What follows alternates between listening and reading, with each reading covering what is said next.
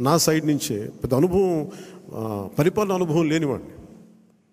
అందుకనే చంద్రబాబు గారి అనుభవం చాలా అవసరం రాష్ట్రానికి.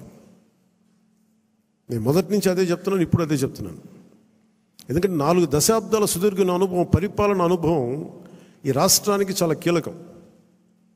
సో అలాంటి పరిపాలనా దక్షత ఉన్న వ్యక్తికి నాతో సహా అందరం చేదోడు వాదోడుగా ఉండాలి. ఈ కూటమి ప్రజలకి సుస్థిరత ఇచ్చి ప్రజలు తమ స్వశక్తి మీద నిలబడే వరకు ఈ కూటమి మనస్ఫూర్తిగా ఉండాలని కోరుకున్నాం. దీన్ని ఈ సందర్భంగా మీ అందరికీ తెలియజేసుకుంటున్నాను. సో మీ అందరికీ కూడా పేరు పేరున ఈ సమావేశానికి విచ్చేసినందుకు మీ అందరికీ ధన్యవాదాలు తెలుపుకుంటూ, అలాగే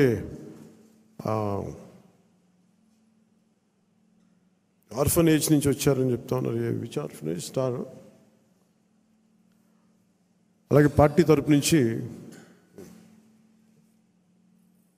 ఎస్కేసిబి ఆర్ఫనేజ్ హోమ్ నుంచి వచ్చిన అవసరం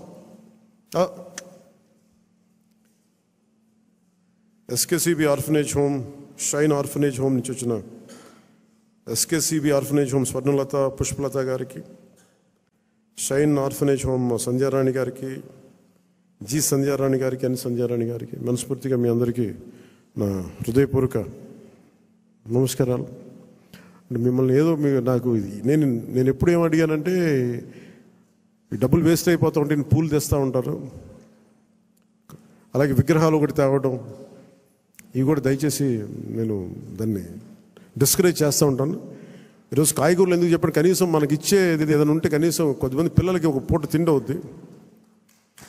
మీరు కూడా ఏదైనా ఇవ్వాలనుకుంటే నాకు కూడా ఇవ్వక్కర్లేదు, దయచేసి డైరెక్ట్గా ఆర్ఫనేజెస్కి ఇవ్వండి. నాకు ఒక మాట చెప్పండి చాలు. మీకు పూలు గుర్తిద్దాం అనుకుంది వాళ్ళకి ఈ విధంగా ఒక 2000 5000 వాళ్ళకి అనాథాశ్రమాలకు ఇచ్చాం. లేదంటే డొక్కా సీతమ్మ క్యాంటీన్లకు, అన్న క్యాంటీన్స్కి మేము అక్కడ డొనేషన్గా ఇచ్చాం. 10 మంది భోజనం చేస్తారు.